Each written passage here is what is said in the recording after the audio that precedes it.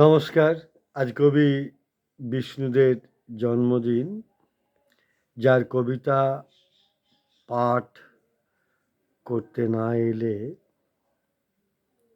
যখন কবিতা পড়া শুরু করেছি, লিখতে শুরু করছি, মোক্ষ করছি, সেই সময়ের কথা বলছি।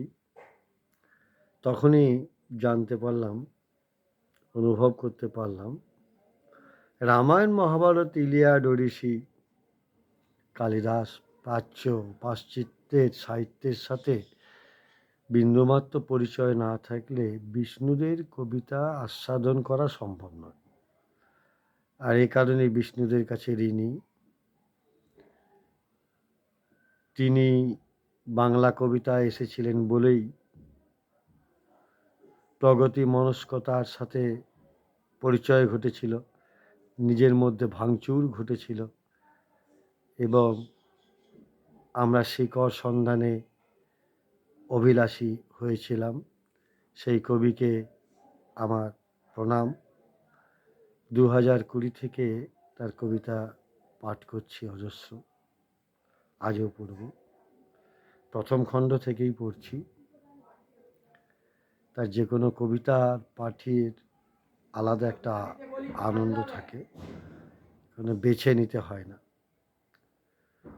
পড়ছি 1930-এ লেখা প্রথম খণ্ডের 24 পৃষ্ঠার কবিতা প্রত্যক্ষ। সেই দিন দেখেছি তোমাকে, কোলাহল কুৎসিতে নগরের ভিড়ে, দুষ্ট শ্বাস জনতা আধারে পার হয়ে এলে, সবাইকে রেখে এলে নিচে। সেই দিন দেখেছি তোমাকে। সেই দিন আমাদের গান ভুলেছে আপন সুর, যবনের আগত বেসুরে, পদচার কম্পিত সে ভিড়ে, দেখতে চেয়েছি আরবার।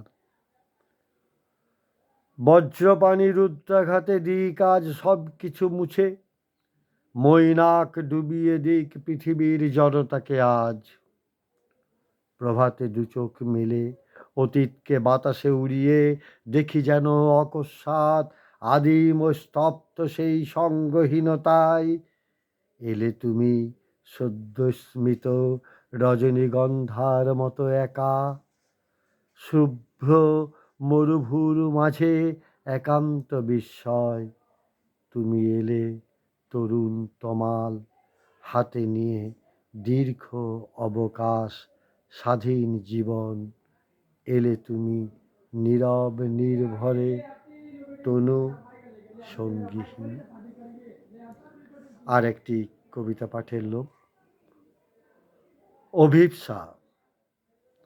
এ আকাশ মুছে দাও আজ, অন্ধকারে রাত্রি লেপে দাও, জ্যোৎস্না ডুবিয়ে দাও অনিদ্রার ঘন কালিমায়, দু চোখ ঢেকে দাও বাতাসের বুঝ ভেদ করে, রাত্রির ঘোমটা ঘেরা সমুদ্রের পদক্ষেপে ধ্বনি, ঢেকে এসো দ্রুত পদে, রুদ্ধ করে নিঃশ্বাস আমার, শব্দহীন চরণ সঞ্চারে, স্থিরতা নিঃশব্দ অন্ধকারে, অনিদ্রার শূন্যে হোক নিরালম্ব আমাদের মুখোমুখি দেখা। পৃথিবীকে চূর্ণ চূর্ণ করে আকাশকে ছড়িয়ে এসো অন্ধকারে হৃদয়ে আমার। কবি বিষ্ণুদেকে আমার প্রণাম, কৃতজ্ঞতা, ভালোবাসা।